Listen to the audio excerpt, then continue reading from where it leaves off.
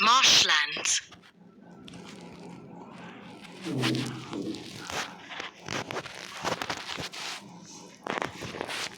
Marshlands by Emily Pauline Johnson. A thin, wet sky that yellows at the rim and meets with sun-lost lip the marsh's brim. The pools low-lying, dank with moss and mold, glint through their mildews like large cups of gold. Among the wild rice in the still lagoon, in monotone the lizard shrills his tune. The wild goose, homing, seeks a sheltering where rushes grow and oozing lichens cling. Plate cranes with heavy wing and lazy flight sail up the silence with the nearing night. And like a spirit swathed in some soft veil, steals twilight and its shadows o'er the swale.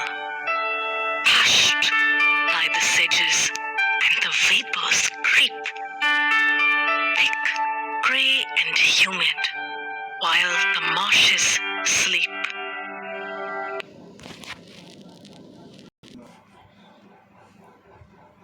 Summary. Poem, Marshlands.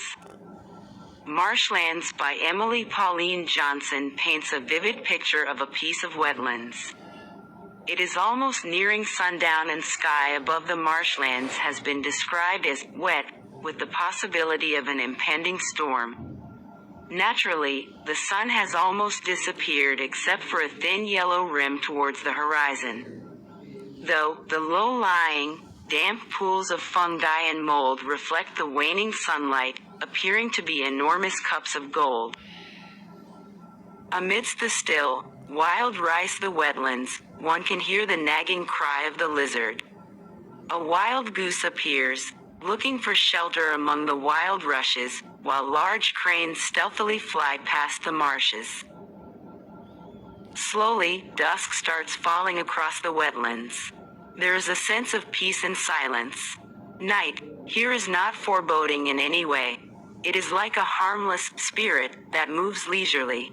It is as if darkness is almost stealing away the remaining bits of twilight. Soon there are shadows o'er the swale. The final stanza describes the silence of the swamps. The air around is thick, gray and humid.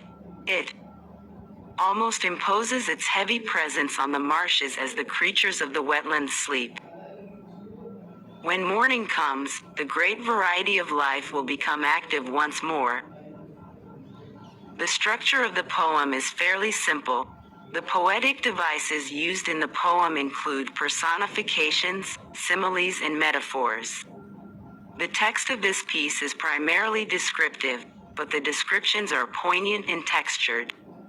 There is a subtle sense of darkness and stillness about the land. It is cold, wet and damp, and yet it is so full of with life. It is in this stark contrast that the essence of the poem can be found.